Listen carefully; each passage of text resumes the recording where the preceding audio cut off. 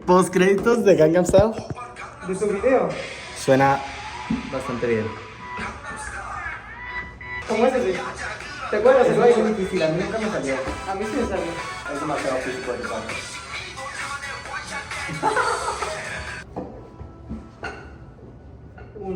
Tú me dices. 3, 2, 1. ¿Qué tal? Mi nombre es Gabriel Ruiz, bienvenidos a Filosofía y Así. Estamos esta vez con Freddy Herrera, que me parece un poco inusual su manera de que su nombre es una abreviatura, pero es un chavalo que conocí de estos lados que estaba en California, he andado en unos programas conociendo a bastante gente y se me hizo una persona bastante particular, se me hizo una persona bastante interesante, de la cual le puedo sacar bastante contenido, que le puedo hacer buenas preguntas y que me va a responder igual de bien. Entonces, más que nada, este es Freddy. Hola Me gustaría que chicos. se presentara. Hola chicos, un gusto. Mi nombre es Freddy, no es Federico, no es Frederick, no, es Freddy. Soy de Perú, vengo de Massachusetts y bueno, conocí a Gabriel en el Quantum Foundry Program. Ha sido todo un placer estar aquí. Que por cierto, habíamos planeado esta conversación y esta entrevista desde hace mucho, ¿verdad? Y recién hemos tenido la chance de realmente fijarla justo unos días antes de que termine el programa. Justo 2 días antes de que se terminara, yo ya estaba muy triste. Yo en verdad quería tener esta plática con Freddy y yo ya estaba así, ya inclusive me había reivindicado que esto no se iba a hacer, que no iba a agarrar nada con Freddy, y literal lo tuve que pararle su agenda, pararle su movimiento en su mundo, su transcurso de vida, para decirle, vente para acá y vamos a hacer esto porque no me voy a ir a gusto de California hasta no tener una gran plática contigo. Y nada, entonces me gustaría también empezar con la primera pregunta, ya que estamos empezando. ¿Quién eres? ¿De dónde vienes otra vez? ¿Cuáles son tus historias, historia de vida? ¿Qué estás haciendo ahora? ¿Y para dónde vas? Bueno, como decía, vengo de Perú, tengo 22 años. Creo que tengo un recorrido un poco inusual. Digamos que soy estudiante, bueno, de Amherst College en Massachusetts, estudio física y matemática, pero mi trayectoria hacia Amherst y hacia Estados Unidos es un poco fuera de lo común, dado que yo estudié un año de universidad en Perú, en la Universidad Nacional de Ingeniería, en 2019, y tenía pensado hacer toda una vida en Perú. O sea, en mi mentalidad estaba, voy a terminar el pregrado en ingeniería en Perú, si es que hay suerte, si es que, bueno, me va bien en la universidad, quizás hacer una maestría afuera con una beca, y después del pregrado empezar a internacionalizarme. Lo cual, cuando me enteré que realmente había una oportunidad de acelerar este proceso y con un poco más de ambición, incluso llegar a lugares que no pensaba que se podían llegar, universidades como las que hablábamos hace un momento, muy top aquí en Estados Unidos, me di cuenta que era algo que definitivamente quería hacer. Y digamos que el factor que me abrió los ojos y me cambió un poco el destino fue la pandemia, porque la pandemia me hizo dejar de estudiar un año en Perú y durante ese año me dediqué a crear una startup que se llama Science Tech y al mismo tiempo postular a Estados Unidos. Y es increíble, ¿no? Como hay muy poca información sobre el acceso a estas universidades, que sí son muy competitivas, pero que también, que si es que eres aceptado, pues digamos que el factor económico ya no es un problema tan grande, puesto que te están dispuestos a cubrir todo lo que tus padres no pueden pagar para ti. Ese es mi caso y terminé viniendo a una universidad con una beca bastante generosa. Bastante bien. Me gustaría también que expandieras un poco sobre qué hacías antes de empezar a estudiar física y qué es lo que te motivó a entrar a esta rama, ¿no?, tan grande del conocimiento humano. Sí, claro, antes de estudiar física, dividiría mi vida en dos partes. ¿Y eras bueno en física? Esa es una buena pregunta. En Perú tenemos 2 grados, creo que en México son muchos más. En Perú tenemos la primaria, la escuela primaria y la escuela secundaria. Okay. Entonces, durante la primaria yo me consideraba un muy mal alumno. Nunca estaba al día con los cuadernos, no apuntaba nada en clases. La verdad es que no me sentía muy motivado, no había razón por la cual yo quisiera genuinamente querer estar frente a un profesor y aprendiendo. O sea, había algunas cosas, pero no todo. Y en ciencias particularmente iba muy mal. Yo era el peor en álgebra del salón, me iba muy mal en física, en química. Bastante irónico. Sí, y mi madre me decía que quizás debía buscar una vida militar en lugar de académica. De hecho, casi me mandan, casi me ponen en una escuela para militares, para la secundaria. Yo no sé qué hubiera hecho ahí.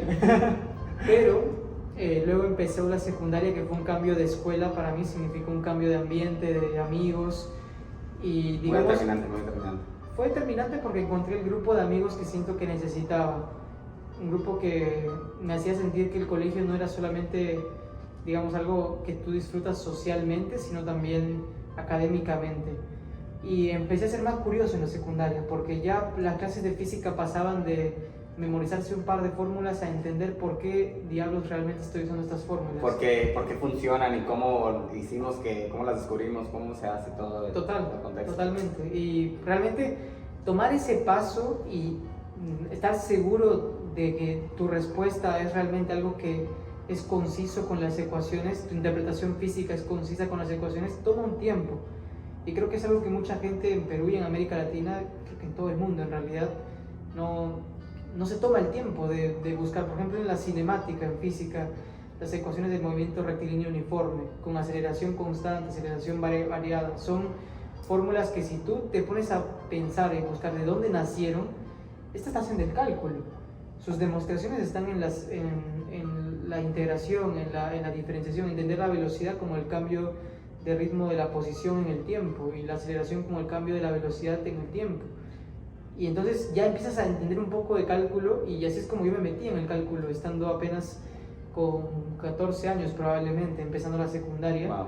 Entonces sí, así es como empecé a, digamos, ser curioso. Antes no era nada curioso, y digamos que me empecé a interesar tanto que empecé también a entrar en las olimpiadas de física del colegio.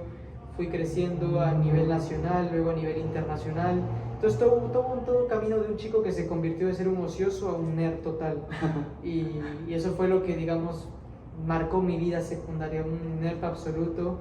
Durante los siguientes 5 años de escuela secundaria me dediqué a full a estudiar, y el último año, donde fue que creo que me fue mejor en las olimpiadas, gané un par de medallas a nivel nacional y fui invitado a las conferencias a nivel internacional. Estudiaba de 8 de la mañana a 8 de la noche.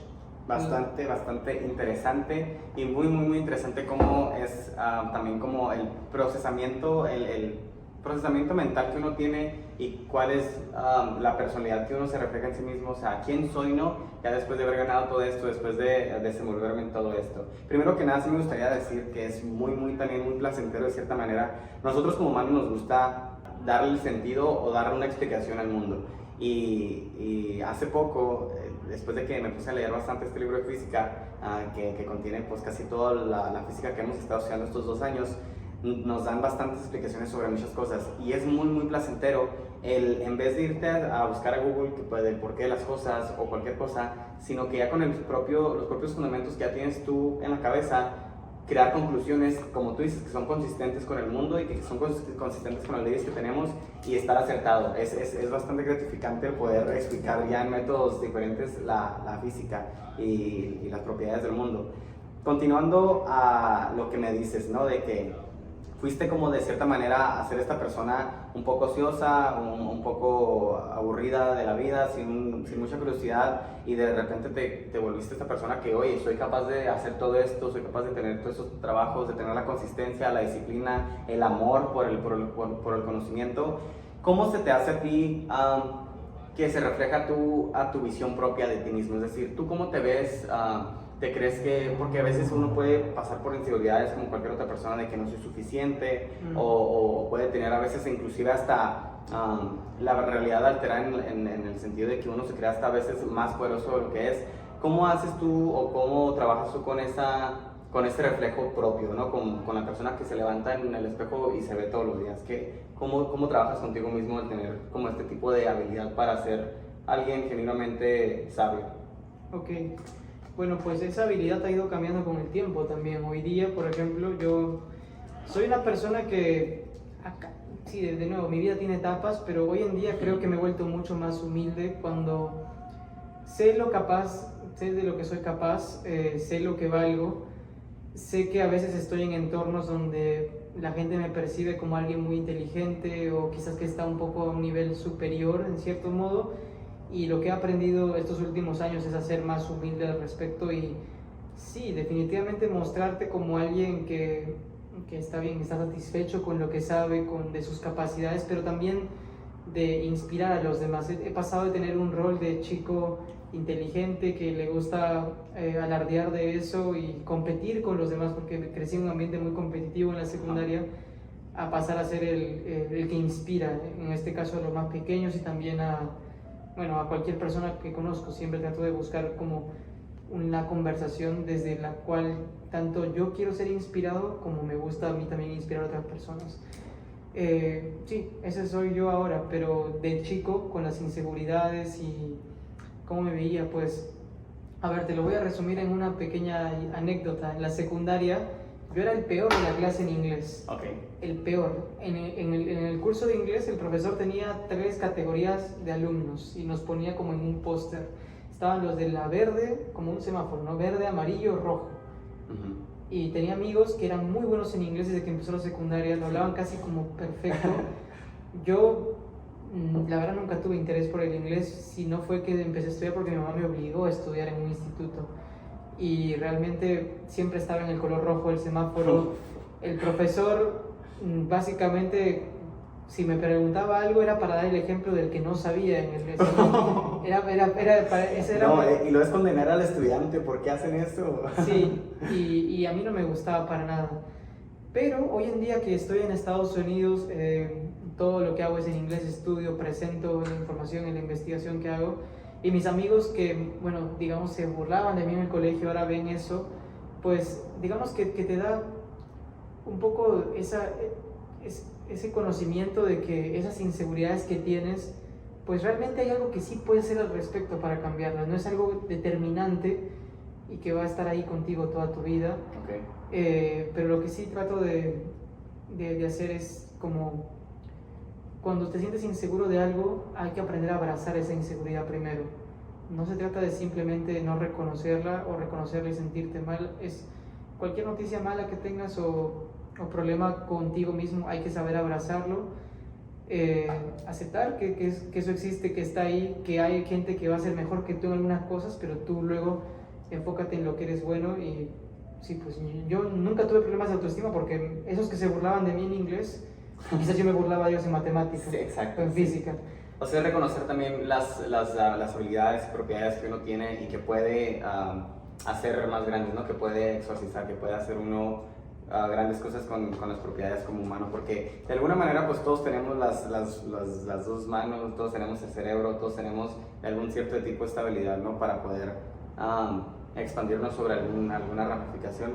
Y sí me parece que es bastante sano, como él dice, reconocer, y no solamente reconocer y tener una reacción y dejarlo ahí, sino que reconocer, reaccionar, racionándolo hacia qué puedo hacer con esto que tengo. Si soy una persona introvertida, puedo usarlo para un bien. Si soy una persona extrovertida, puedo usarlo para otro bien. Otra pregunta, entonces, ahora que escogiste física, que supiste que eras bueno para hacerlo, que de alguna manera, pues no solamente bueno, tenía un profesor que me enseñaba matemáticas, estaba en precálculo y batallaba tanto para la trigonometría, no sé por qué se me hizo tan difícil. Y le llegué a preguntar, le dije, oye, ¿por qué? ¿O cuándo supiste tú que eras bueno para las matemáticas? Y me dio una respuesta bastante que se me quedó que se me ha quedado hasta el momento, que me dice, ser bueno solamente te llega hasta cierto punto. Al final de cuentas, tienes que poner de tu parte para llegar a esos extras, a esos lugares a donde pocas personas llegan.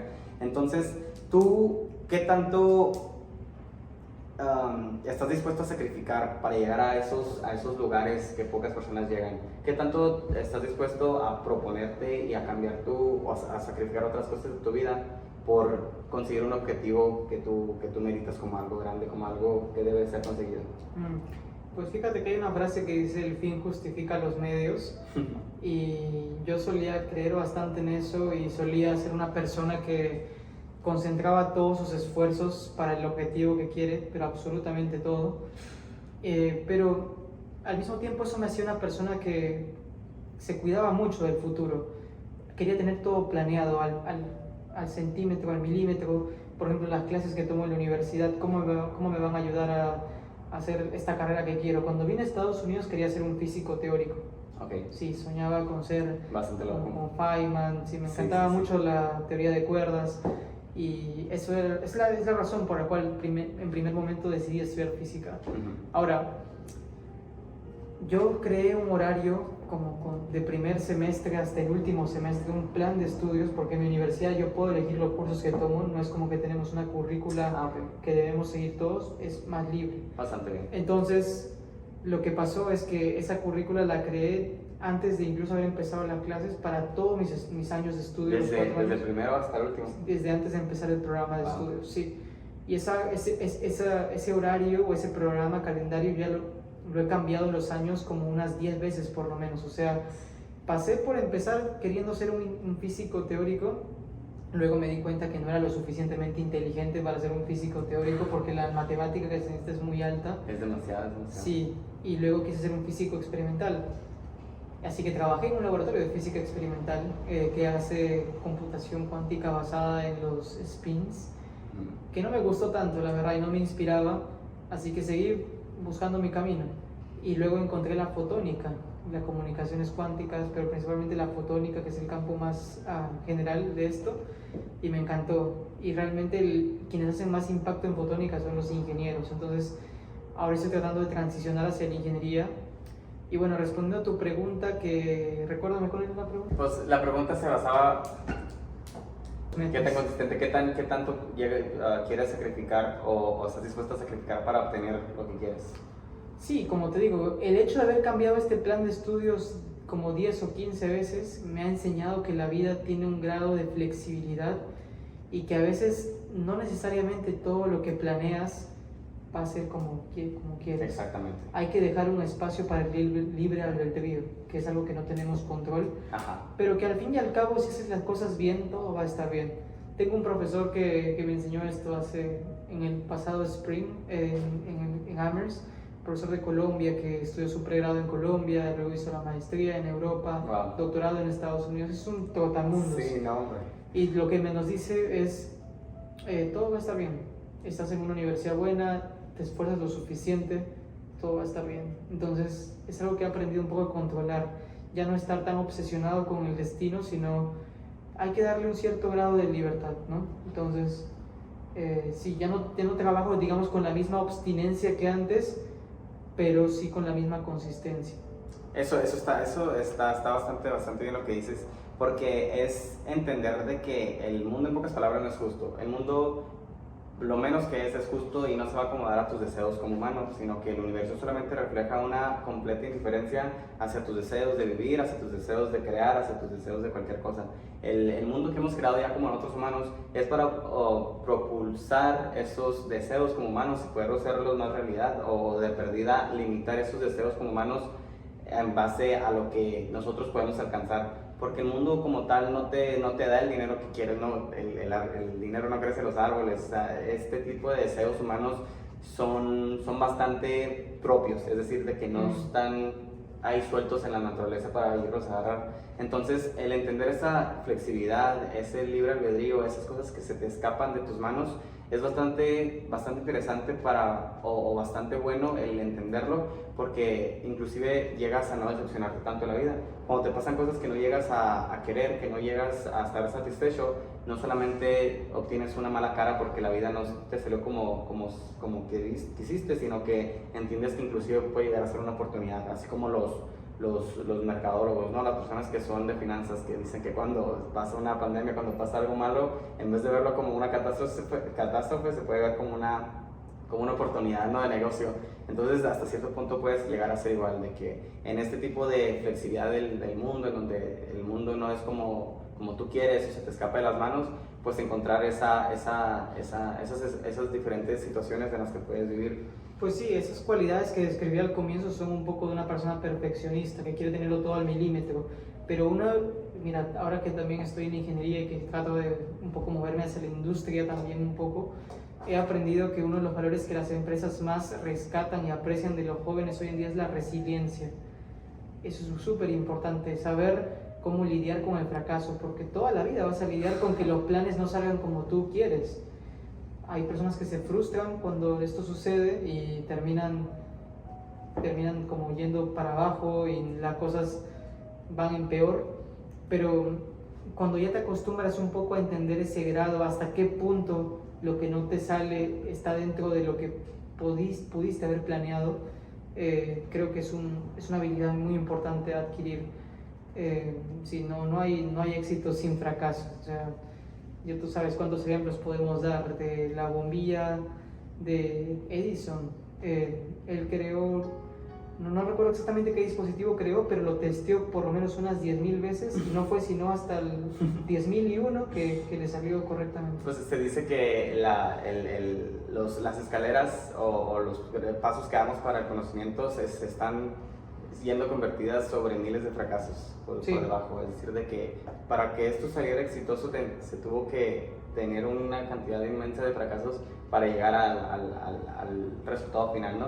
Y entonces ahora que hablas sobre cómo ya eres más flexible y que sabes que, pues, la incertidumbre del futuro, ¿no? Más que nada, que no sabes qué va a pasar, que no sabes si se te va a caer una mano, si te vas a tener que mover del lugar, si vas a cambiar de estudio solamente por alguna limitación o solamente un gusto diferente. Ahora, ¿qué piensas ahora sobre la vida? ¿Qué crees que vas a llegar a ser? ¿Cuáles son tus objetivos más que corto plazo a un largo plazo? Al final de cuentas, ahora que ves el mundo un poco más diferente y que ves que ya no puede ser tan controlado por ti, ¿qué aspiración tienes para una vida como tal? Bueno, sí, justo quería dar un consejo antes de la pregunta, y básicamente el consejo es inmergirse, porque está bien, podemos reconocer que la vida es muy dinámica, es muy poco predecible, hay cosas que salen de nuestro control, pero la diferencia la marca en cómo reaccionas ante ese conocimiento. Hay personas que al saber que o sea, nos vamos a morir todos algún día, no le encuentran el sentido de la vida y terminan, no sé, viviendo por vivir, y creo que hay que saber cómo abrazar las oportunidades. Yo lo que siempre digo es, hay que saber lanzarse ante las oportunidades.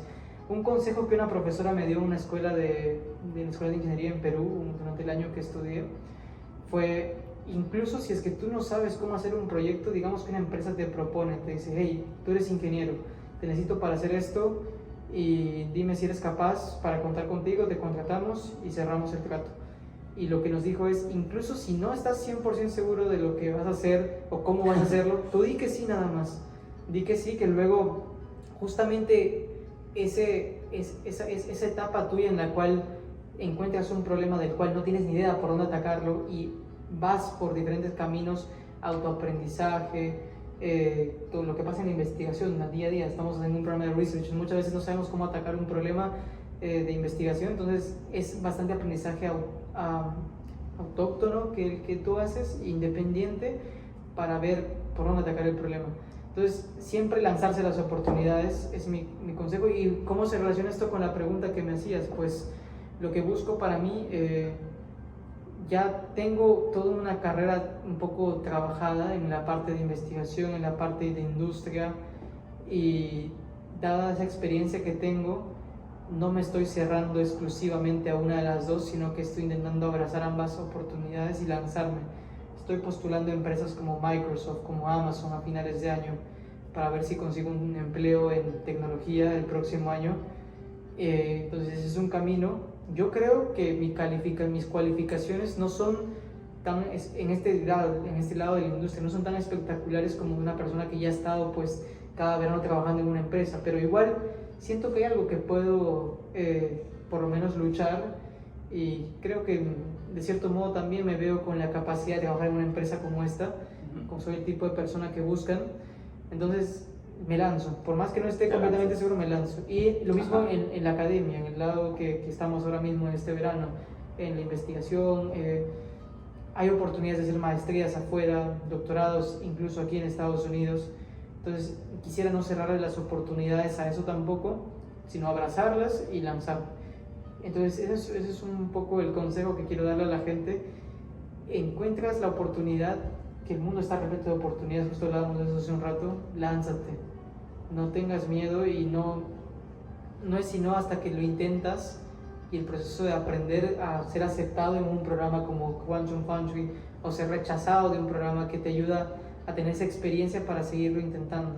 Entonces siempre hay que lanzarse, nunca estar satisfechos con saber que las cosas están fuera de nuestro control. Totalmente, totalmente, porque de cierta manera cuando te avientas a lo desconocido te das cuenta de las cualidades que no tenías, que puedes desarrollar. Me pasa mucho como con el acordeón, toco el acordeón y se da uno cuenta que el cuerpo, la mente y las habilidades son muy flexibles, de que uno se piensa que simplemente por la dificultad de las cosas o simplemente por lo desconocido que son las cosas, uno no está capacitado para hacerlas.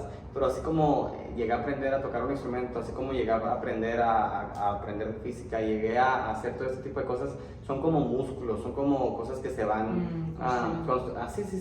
se van adquiriendo. Entonces el aventarte este desconocido es realizarte y darte cuenta que como humano puedes hacer bastantes cosas. Me pasó este verano que dije, quiero aprender a dar una backflip, una vuelta. Y dije, pues tengo todo, ¿cómo no voy a poder? y he estado practicando, todavía no la consigo al 100%, pero es algo que puedes hacer, es algo que es solamente aventarte y hacer cosas diferentes. Es una filosofía de vida en realidad, bueno, en todo caso hacer algo que crees que no eres capaz o que te da miedo en todo caso.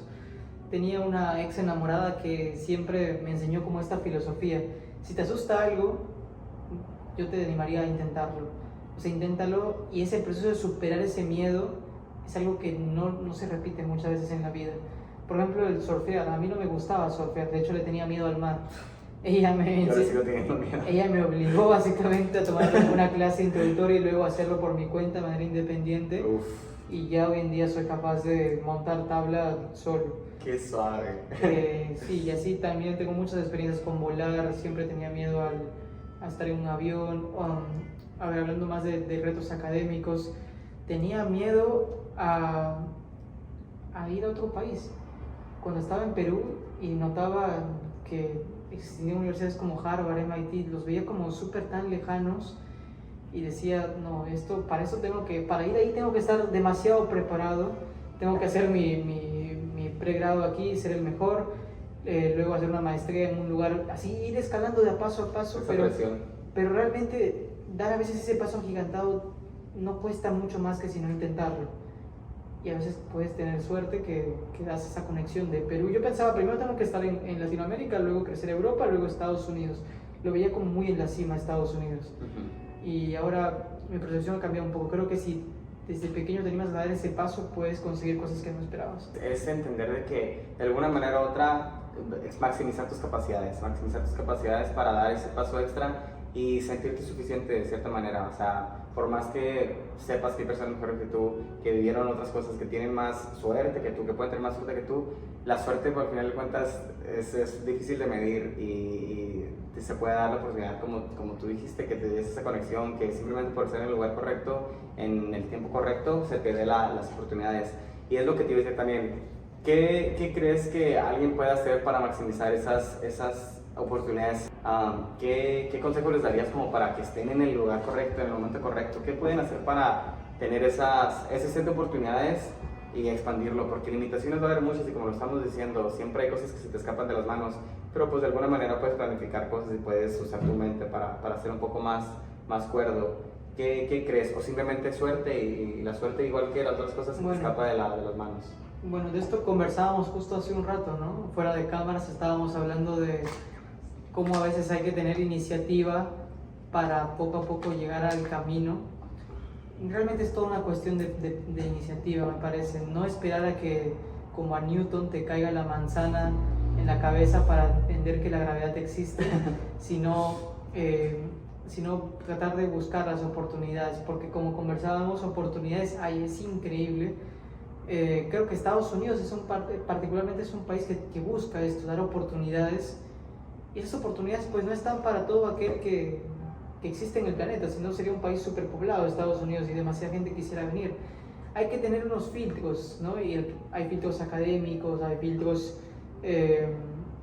digamos profesionales que tienes que pasar para poder, digamos, empezar una carrera desde Perú o México a Estados Unidos. Pero yo creo que el primer filtro de todos es el ser curioso y lo suficientemente curioso para enterarte, averiguar de una oportunidad y profundizar en ello. Porque las oportunidades están, y entonces cuando tú buscas becas para postular al extranjero, por ejemplo, muchas veces se conforma con con poner becas, becas en Estados Unidos. Y ahí hay páginas pues que sí te muestran unas becas que no son tan generosas, pero luego si tú averiguas bien el sistema americano te das cuenta que, de nuevo, universidades como Harvard, MIT, que son las mejores en el mundo, es posible realmente incluso estudiar gratis en estas universidades si es que tienes la capacidad de ser admitido en ellas en base a todo lo demás que no sea dinero, o sea, tus conocimientos, tus habilidades de liderazgo. Es posible estudiar gratis en Harvard, suena una locura, ¿no? Yo hace 10 años no te hubiese creído si tú me decías eso a mí. Entonces, ese es el consejo, tratar de ser curioso y llegar lo suficientemente lejos, primero poner de tu parte y luego empezar recién a buscar ayuda de otras personas. Conectar con personas también es muy importante, como rodearse de gente que apunta a lo mismo que tú.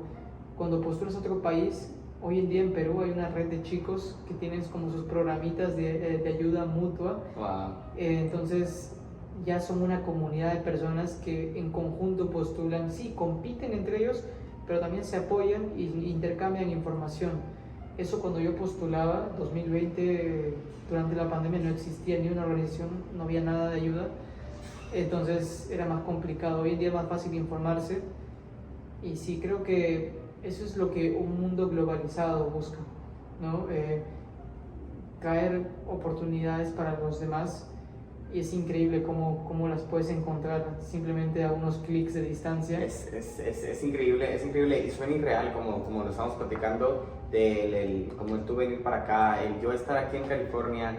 Uno crece en condiciones, en lugares en los cuales son simplemente irreales, el que te brinden una beca, el que te brinden una ayuda externa que no sea producida por ti, porque uno siempre, pues de perdida, en mi caso, siempre todo lo que uno conseguía, todo lo que uno aspiraba, sí, era solamente por medio del trabajo físico o por medio del trabajo propio, ¿verdad? Sí, eso es lo que nos enseñan a los latinos bastante. No es bastante de que esperar de que alguien se fije en ti, te den una beca, o existen solamente programas que están dispuestos a ayudar a personas como tú. Entonces, me parece muy importante lo que tú dices, es aportar de tu parte, en el sentido, no solamente aportar de tu parte, sino estar preparado para la ayuda. Tienes que obviamente pues ser una persona, no te va a llegar una ayuda simplemente por existir, tienes que aportar de tu parte, es decir, formarte de cierta manera para que tú puedas aportar algo y dar algo de lo que buscan las personas que están dispuestas a ayudar, programas que están dispuestos a ayudar, y entonces poder dar ese paso en buscar ese tipo de cosas. Pero a mí, hasta el momento, a mí se me hace súper irreal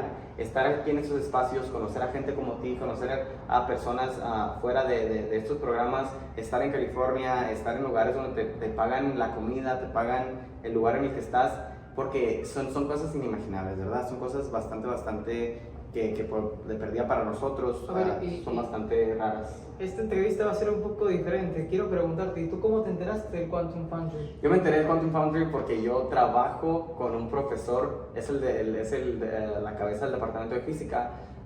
Empecé a trabajar con él porque se dio cuenta que yo trabajaba con otro profesor con el cual me llevé muy bien. Era un profesor, se llama Dr. Bruce, un señor bastante viejo, ya es una persona muy adulta, pero muy interesante. Ha vivido bastantes cosas. Fue de los primeros físicos que llegó a trabajar con el láser, de los primeros láseres que se llegaron a conducir cuando se hizo el descubrimiento.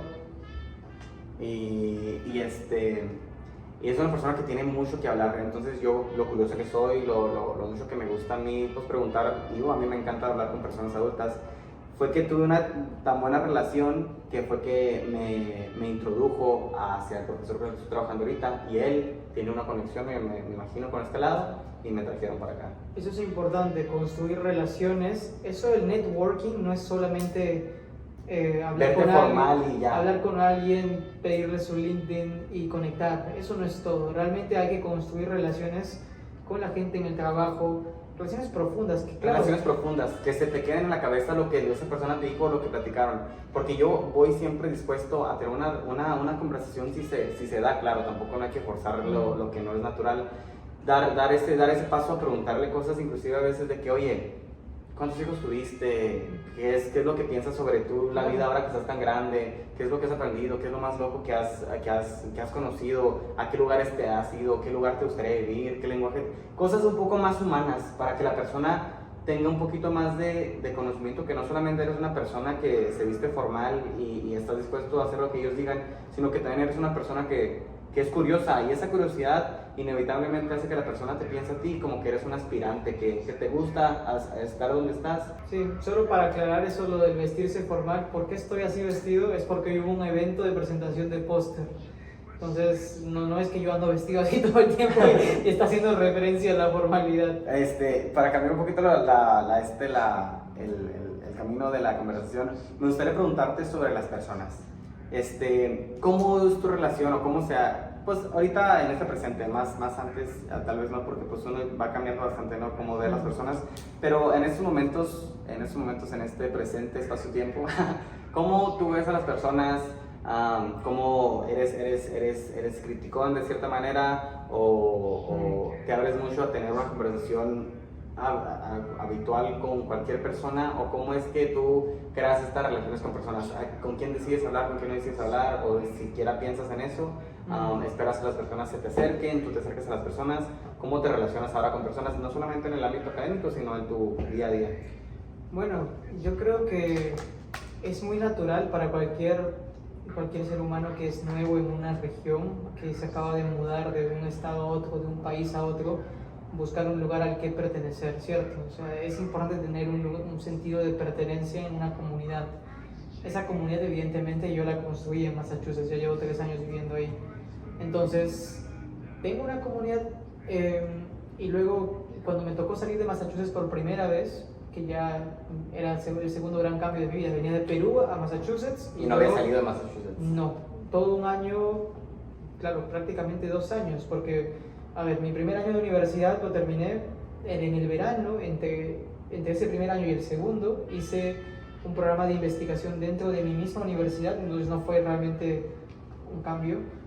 Pero para el siguiente verano, entre el segundo y tercer año, me fui a Northwestern University en Illinois a hacer otro programa de investigación, y ahí fue donde creo que aprendí bastante cosas de la vida, y una de ellas es que sí, uno siempre busca un lugar al que pertenecer, pero también no hay que forzarlo.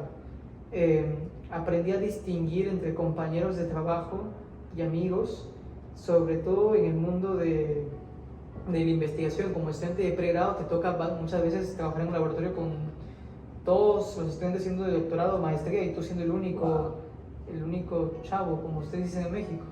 Entonces, un poco menos inexperto, ¿no? Más inexperto. Sí, entonces cómo uno construye conexiones con gente que es mayor, y que muchas veces te encuentras, si eres suertudo, gente amigable, pero a veces también no. Tengo que ser honesto, allá en Northwestern la mitad del laboratorio era muy amigable y la otra mitad no tanto. Wow.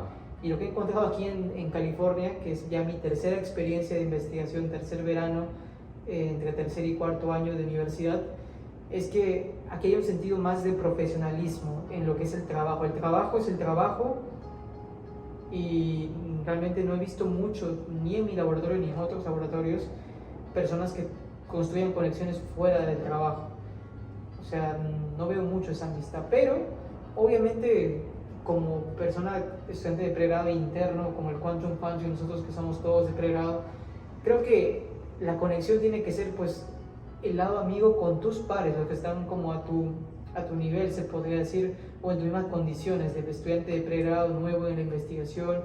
Creo que ese es el círculo que hay que formar, y particularmente yo diría que no me he esforzado mucho en eso porque mi verano ha sido muy agitado, he estado de conferencia en conferencia, estuve 4 semanas fuera prácticamente. Por eso no lo agarré, se fue ¿para dónde te fuiste? Estuve en Argentina 2 semanas. Sí, ¿Y te fuiste para otro lado después de ahí, no? ¿Te fuiste a Texas para una conferencia? Sí, estuve en Texas, estuve también en Massachusetts, regresé a Boston para una conferencia en Harvard, entonces sí, ha estado bastante agitado este verano, pero yo creo que estos programas no solamente buscan crear una comunidad académica, sino una comunidad realmente de amigos, y creo que ese es el sentido un poco de tener gente viviendo en el mismo dorm que tú, por ejemplo. De cierta manera, sí. De cierta manera podría ser un factor, o tal vez simplemente para no gastar tanto.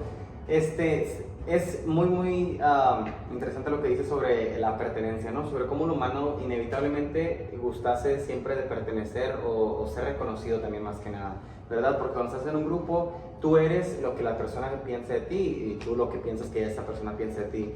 Y ese sentido de pertenencia, esa necesidad de pertenecer a un grupo, de ser alguien en el mundo, de ser alguien entre personas, te puede también llevar a veces, inclusive si no estás muy de acuerdo, o sea, personas inclusive con las que te juntas no están de acuerdo con tus mismos valores, te puede inclusive cambiar y te puede mover hacia otros lugares, a veces buenos, a veces malos. Pero entonces ahí está también la otra. ¿Te rodeas solamente de personas que piensan igual que tú? ¿O te terminas también rodeando de personas que piensan diferente de ti? Porque de cierta manera los dos extremos te pueden llevar a lugares no tan deseables. Sí. Bueno, muy buenas preguntas, por cierto. Y de nuevo, mi vida ha cambiado mucho. El Freddy de hace 5 años probablemente te respondería, júntate con los que te van a beneficiar en tu vida. Y para mí la vida en ese entonces era solamente lo académico. Eso. Y ahora mi concepto de vida ha cambiado un poco. Hay cosas que valoro tanto o incluso más que lo académico, como la felicidad, el sentirse bien de salud. No solamente estar bien de salud, sentirse bien. Sentirse bien significa despertar cada mañana y al abrir los ojos y estirar los brazos, tener una razón que te haga feliz de primero levantarte de la cama y luego ir al trabajo. De estar ahí, el simple hecho del existir, el tener una satisfacción, el que tu vida se desenvuelve en cosas que son a tu agrado. ¿No te ha pasado que a veces te despiertas y no encuentras esa motivación? A mí me ha pasado a veces, sobre todo en Amherst durante los inviernos. Massachusetts se vuelve muy frío en el invierno, nieva.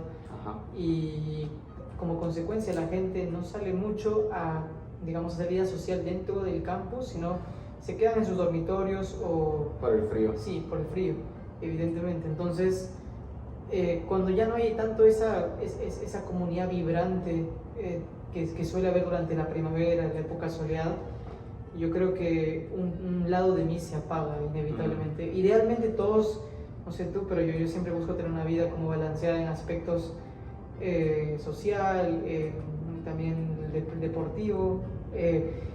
Hasta antes de viajar a Argentina estaba yendo todos los días al gimnasio. Ahora no he tenido la chance de hacerlo, pero sí, me gusta mucho hacer deporte. Y sentirse sobre todo satisfecho contigo mismo. Cuando te vas a dormir, obviamente no todos los días, esto suena como un libro dramático, pero digamos, cada cierta semana hacer un diagnóstico de, ok, ¿qué he hecho? ¿Qué tanto he cambiado? ¿Estoy logrando lo que quiero? Sentirse satisfecho contigo mismo. Ajá. Desde el lado profesional académico. Nietzsche especificaba que el buen dormir solamente viene desde una mente satisfecha. Es decir, de que una persona no duerme bien o se levanta mal cuando no es satisfecho de sí mismo, y va muy relacionado con lo que dices de que uno tiene que irse a dormir a gusto y despertarse de la misma manera, o sea, saber que todo está bien de cierta manera, ¿no? Sí. Es bastante interesante. Muy loco lo que dices con eso de ese balance, ¿no? El saber de que es necesario hasta cierto lugar, hasta cierto punto, el no irse de una manera extremista hacia un abismo, hacia un solo punto, porque te puedes perder, ¿no? Y dejas de ver las otras cosas. ¿Nunca te llegó a pasar que llegaste a estar tan entrado a un cierto estilo de vida, a un cierto lugar, que llegaste a ver por fuera de la ventana y miraste que personas están viviendo una vida completamente diferente a ti? Sí. Y sientes como que esa disasociación entre tu realidad y la realidad de otros, y te das cuenta que es tan simple como ir a dar un paseo y verte que todo está bien y que la vida no es tan estresante como se parece, ¿verdad? Cuando estás como en esos tiempos de exámenes, cuando estás esperando esa beca, cuando estás esperando esa aprobación, me llegó a pasar una vez que son días, ¿no? Que de repente no hiciste mucho lo que querías hacer. A mí me pasa bastante que cuando no estoy aprendiendo algo, cuando no estoy siendo activo o estoy progresando en lo que quiero hacer con la vida, me da un bajones porque siento que estoy, pues, de alguna manera desperdiciando este tiempo que me queda de respirar. Y una vez me pasó eso y recuerdo haber mirado hacia la ventana y ver un cúmulo de personas caminar por el campus y verlos que para ellos la vida está bien Entonces es a veces mucho esa percepción, ¿no?, que uno tiene sobre Sí. los días grises. Está este dicho que el youtuber que te dije, Milaga, El que se parece a mí. el que se parece a ti, dice que para una persona en tiniebla, hasta el cielo más bonito le parece una tormenta, y para la persona con ojos claros, con percepciones buenas, ve hasta la tormenta como el mejor cielo. Entonces, tú de repente, ¿cómo trabajas con estos inevitables cambios de humor que pasan sobre tu vida? Sí, bueno, es un poco complicado responder eso, porque cuando evidentemente la escuela se pone bastante demandante y eres el único que se queda, bueno, el único dentro de un grupo de 10 quizás, pero que podrían ser 100, no sé, que se queda hasta muy tarde haciendo tareas, enviándolas, porque claro, yo tengo que ser consecuente conmigo mismo. Yo rodeo mi vida de muchas cosas, no solamente me dedico a ser un estudiante, tengo otras pasiones, me gustan las startups, me gusta tener proyectos personales, también soy como presidente de un club importante allá en mi universidad. Son cosas que me mantienen ocupado, y ni mencionar la investigación, que es otra cosa que también pesa bastante. Entonces, luego, cuando observas a esa gente, como tú dices, que camina feliz por el campus, está rodeada de amigos conversando, y te preguntas, ¿y de verdad vale la pena hacer todo esto para ser feliz? ¿Qué te cuesta tener un segundo de conversación con estos? Entonces, siempre entro como en ese dilema, pero algo que, bueno, ese es en el corto plazo, ¿no? Te sientes un poco decaído en el corto plazo. Ajá.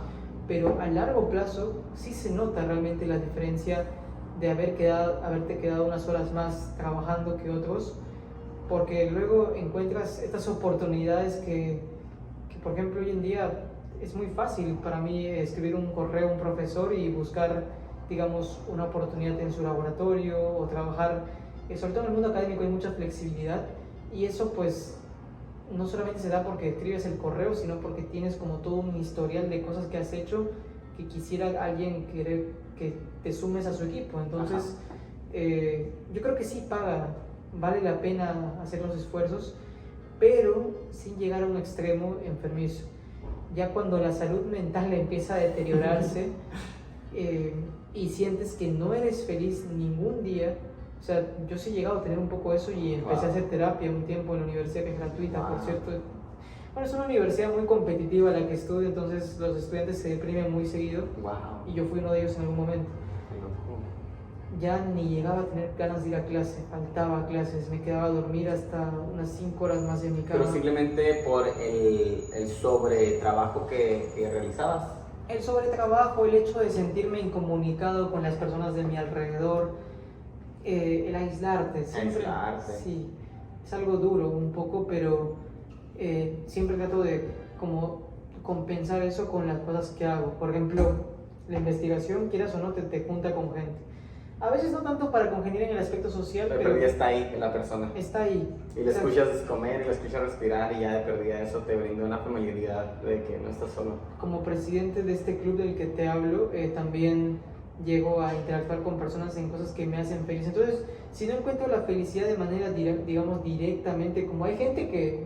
Tengo una amiga española que me cuenta cómo manejaba su época de pregrado. Tenía una agenda, lunes, martes, miércoles, jueves y viernes, y en la agenda ella colocaba espacios específicos para socializar y programaba esas citas con sus amigos. Tipo, les escribía con mucha antelación: oye, este martes salimos de 5 a 6 con Tommy y de 6 a 7 con Rebeca, y así, muchos espacios para socializar. Y eso habla muy bien de ella, porque quiere decir que la socialización es una parte importante de su vida, tal que le dedique el tiempo a organizarse. Me diste una idea de cómo mencionaste un poquito así, de que me pensé que iba a irte por ese lado, de que cuando uno no es feliz, me junto con alguien más para que me pegue la felicidad.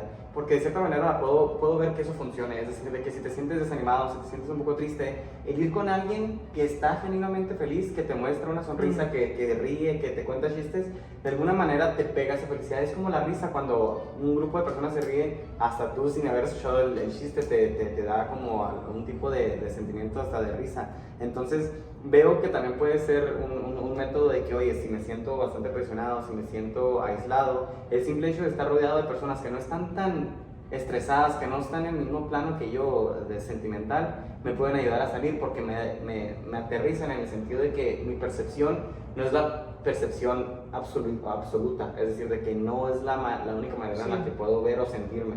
Totalmente. Y es una comparación que te puede hacer y reconoces que pues tal vez estás solamente muy adentrado sobre tus pensamientos. Sí, pero lo importante es reconocerlo, pero no solo reconocerlo, sino sentirlo. Porque una de las cosas que he aprendido bastante a lo largo del tiempo es engañar a mi mente. Por ejemplo, cuando quiero aprender un curso que no me gusta, evidentemente, como solía hacer la filosofía, solía hacer la psicología, la historia, todas las humanidades. A mí no me gustaba nada como tema de primaria. Yo no era un estudiante, básicamente. Iba al colegio a comer, a jugar fútbol en los recreos y sí, hacer amigos con los profesores y ya, eso era mi vida. Pero creo nada mal de vida. O sea, es una época de un típico chico, ¿no? O sea, no hay muchas responsabilidades que asumir, pero a lo que iba, creo que no solamente está, en la salud mental sobre todo, no se trata solamente de reconocer que sí, mira, quizás soy feliz o encuentro esa satisfacción del aspecto social en mi vida al conversar con otras personas, sino que genuinamente lo sientes, o sea, no se trata solo de trickear a tu mente, en inglés trick your mind, sino también se trata de sentirlo. Y sentirlo creo que está definitivamente entrelazado con pertenecer a una comunidad, sentir que perteneces a una comunidad. En mi caso esa comunidad se llama Humphreys House, es un dorm bien particular en Amherst College que nos reúne a 20 personas, 22 que viven en la casa y básicamente es una co-op house, no sé si sabes lo que es una co-op más o menos. Me imagino que solamente es como una casa donde viven bastantes personas. Viven varias personas, pero no solo eso, sino que no estamos en el meal plan, no estamos en el plan de comidas de la universidad. La universidad nos da plata para que nosotros podamos hacer actividades en la casa, actividades dentro de la casa como si fuéramos una familia. Una de ellas es cocinar. Eso, ya el simple hecho de tener que cocinar juntos ya es un espacio para que se dé tanta interacción humana. Sí, y eso le ha dado un cambio a mi vida. Yo creo que ahora soy más feliz desde que vivo ahí. No es solo cocinar, sino que hay todo un horario. O sea, un grupo de 2 a 3 personas cocinan para toda la casa cada día. Nice. A mí me tocaba los domingos, una vez cada 2 semanas. Y así también tienes actividades que hacer para la casa, como le decimos chores. En mi caso, mi actividad era ir a Whole Foods a comprar las groceries. Y funciona, ahorita que me estás diciendo esto, funciona y perteneces como a una sociedad, se podría decir, porque cada quien tiene un trabajo y para que todo funcione y para que al final de cuentas tengas ese plato de comida que es como el objetivo, cada quien aportó algo y ese reconocimiento que te dan los demás al que tú hayas aportado y tú sentirte que ayudaste a algo, es como una comunidad, es como los fundamentos de una sociedad, de que antes de que alguien se va a casar y alguien se va a cortar madera para el carbón y alguien se encarga de las especies, es como de que estás en esa casa creando como los fundamentos de una sociedad funcionable. Y es bastante gratificante que funcionen, ¿no?, las cosas y que exista un orden. Sí, totalmente. Bastante interesante. Me gustaría terminar con esta pregunta que yo creo puedes aprender mucho sobre una persona, bastante diría yo, sobre su filosofía, sobre cómo ve la vida. Cuando le preguntas qué piensa sobre la muerte y qué es lo que piensa, que siente que va a cambiar su idea de la muerte, existe algo después de la muerte. ¿Y qué tanto crees que nos funciona a nosotros como humanos saber que nos vamos a morir? Porque si te pones a pensar, un ciervo, un tiburón, un mosquito, existe para sobrevivir, en pocas palabras, ¿no? Sus fundamentos, sus maneras de accionar son para mantenernos vivos, igual que nosotros. Pero ellos no saben que se van a morir, en el sentido de que no entienden que el futuro es su terminación. Y nosotros somos los únicos humanos, se podría decir, los únicos especies que tenemos en nuestra mente esta idea de la muerte. Entonces, ¿qué piensas tú sobre la muerte y cómo crees que nos ha condicionado como humanos? Bueno, mi respuesta quizás te va a defraudar un poco. Yo sobre la muerte sí tengo bastante miedo, o sea, no con el tiempo ha decrecido ese miedo definitivamente, ahora como que ya ni siquiera lo pienso, pero sí llegan a haber momentos en los cuales hay hechos que son tan absolutos como el que vamos a dejar de existir en algún momento y que es algo absoluto, no puedes hacer absolutamente nada al respecto. Hay una ciencia que hoy en día se cree que podría, ¿no? Digamos, prolongar tu tiempo de vida. Yo no sé qué tanto se puede como crear tecnología suficiente como para la vida eterna. No sé, no soy tan educado en esa parte, pero sí, siempre me genera una sensación de temor cuando pienso y sobrepienso generalmente sobre la muerte. Por eso trato de no pensarlo, lo evito. Pero una pregunta equivalente a esta sería, que digamos que es un poco menos fatídica, quizás algunos lo ven de manera equivalente, quizás tú como físico vas a compartirlo. ¿Qué opinarías si yo te digo que nuestra vida, tú aquí sentado, yo aquí sentado, la gente que nos está mirando, todos estamos autocondicionados por, digamos, una simulación de una persona que creó un programa y nosotros somos parte de un código de programación y nuestras acciones son parte de ese programa? En otras palabras, ¿qué opinarías si no existe libre albedrío? Lo cual no es tan descabellado. No sé si tuve esta conversación contigo en algún momento, sí, pero las leyes de la física, y muchos físicos de renombre lo han dicho, no descalifican esta opción. No es algo que con la teoría que existe tú puedas decir, mira, esto es imposible. Es poco probable, quizás, pero no es imposible. ¿Y por qué? Porque el universo es programable, básicamente. Eso sí es un hecho, el universo es programable. Todo lo que existe, y de nuevo podemos cuestionar qué existe y qué no existe, pero todo lo que está a nuestro alrededor es tranquilamente programable. Entonces, ¿qué pasaría si es que no existe libre albedrío? Eso sí que me da mucho escalofrío, porque, o sea, pensar que tus acciones, que yo aquí hablando contigo, está ya, digamos, escrito en algún libro de historia y nosotros simplemente estamos cumpliendo el papel de un personaje en esa historia, y esa historia tiene un inicio y un fin. Entonces, eso, no sé, me hace sentir un poco tonto, pero al mismo tiempo un poco fatídico. Y he escuchado opiniones de gente que piensa, oye, si esto es verdad, hasta me dan ganas de suicidarme, no sé. Y lo irónico sería que inclusive el suicidio ya estaría ahí. Dentro de la historia. Entonces, exacto. es como una religión que lo encapsula todo, que no existe salida, porque tú eres la propia historia, tú eres esas propias palabras que se están escribiendo. De cierta manera, comparto la idea, pero no sobre un destino ya escrito, sino, aunque como lo dices, no lo puedes descartar, sino que creo en el determinismo como solamente por la ley de la causalidad, ¿no? De que no puede existir una causa, una reacción que no venga de una causa predeterminada, que no haya existido, de que no puede existir una espontánea o mágica reacción de alguna... Me estás llevando a hablar de la mecánica cuántica. Pues no, eso es según la mecánica clásica, una acción, ¿no? ¿Cómo es? Una reacción obedece a una acción, causa-efecto, determinismo. La mecánica cuántica es la ciencia de la pérdida del determinismo. Por ejemplo, te digo, es posible, no es probable, pero es posible que en este momento un elefante caiga debajo de este edificio y nos aplaste y termine con la entrevista. O sea, la probabilidad es muy baja según la mecánica cuántica. Existe esto de la teleportación cuántica, estos principios. Creo que he escuchado así. ¿Sí? O como el simple hecho de que los átomos de mi mano se pueden hacer arrange con los átomos de la pared y puedo yo tener eso. La probabilidad es muy pequeña, pero no es cero, nunca es cero. Y de hecho, a ti te parecerá payasada lo que te digo, pero en realidad... En esto casi ridículo que digo que nos cae un elefante de la nada, en esto se basan efectos que hoy en día en la ciencia se utilizan, como por ejemplo el efecto túnel de un electrón. Un electrón es capaz de superar, supongamos que tú agarras un láser y aquí tienes una pared y tú lanzas, haces de luz contra esa pared. Bueno, del 100% de fotones, o sea, partículas de luz que lances, ¿cuántos atravesarán la pared? Probablemente ninguno, ¿no? Clásicamente visto. Pero cuando la gente ha hecho experimentos sobre esto, siempre se observa que hay un 0.001% de electrones que sí cruzan la pared. Sí, cruzan la pared. Este efecto se llama efecto túnel. Entonces, es poco probable, pero es posible. Y es casi la misma probabilidad. Claro que un electrón es pequeño, entonces la probabilidad es mayor.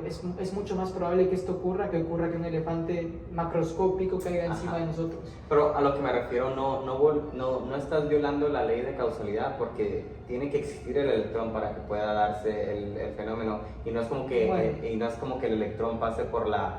A lo que me refiero es de que no solamente porque no somos capaces de explicarlo a ciencia cierta, con nuestros métodos, estos quantum leakings o superposiciones o todo ese tipo de cosas que nos dan como esta incertidumbre, no quiere decir que solamente sean espontaneidades traídas de la nada. Existen las probabilidades que vienen condenadas porque lo material, porque las reacciones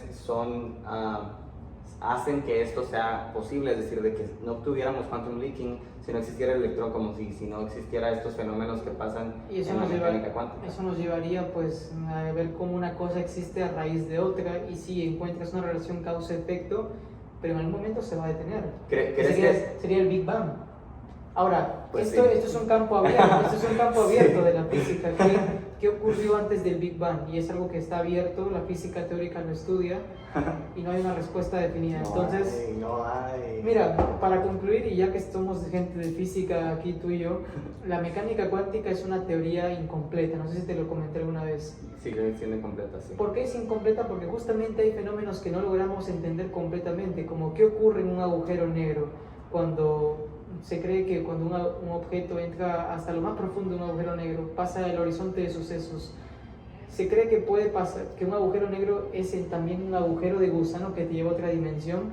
¿Y qué pasa cuando con la información que tú como partícula subatómica, un electrón, supongamos la partícula que tú cargas contigo al pasar de una dimensión a otra, esa información se transporta también, se pierde? Entonces hay problemas de entropía ahí que, por ejemplo, Stephen Hawking estudia bastante con su radiación de Hawking, y es algo todavía que está totalmente... Bueno, hay esfuerzos que se han hecho como los de Hawking, pero que está no... todavía Y el abierto. Big Bang es lo mismo. Uf, no, el Big Bang ni se diga. Entonces la mecánica cuántica es una teoría incompleta y es una teoría loca porque es la pérdida del determinismo y todo termina siendo probabilístico, lo cual, no sé, a veces me hace cuestionar a mí como alguien de ciencias. ¿Realmente será que el conocimiento humano tiene un límite? Yo creo que sí, que el conocimiento humano tiene un límite y que hay cosas que simplemente no vamos a llegar a entender nunca. Ahora, ¿hay herramientas que nos pueden ayudar a superar ese límite humano? Sí, y una de ellas es la computación cuántica, justamente. Computación cuántica. Sí, y ya esto pues podemos expandirlo en otra charla definitivamente. Perfecto. Pues muchas gracias por llegar hasta aquí, si llegaron a llegar. Freddy Herrera, un personaje muy único y bastante interesante. Muchas gracias, Freddy, por acompañarme en esta plática. Nos hubiéramos podido quedar platicando horas y horas y horas, tenemos bastante de qué hablar, pero pues claramente no queremos hacerlo tan largo y tan monótono, ¿verdad? Muchas gracias, esto es Filosofía y Así, y se despide. Muchas gracias por la entrevista y gracias al lindo público que tienes. Ojalá que siga creciendo tu comunidad. Hasta pronto. Muchas gracias. No, que sabe. Güey, muy agradecido, la verdad. No te preocupes. Gracias por el tiempo.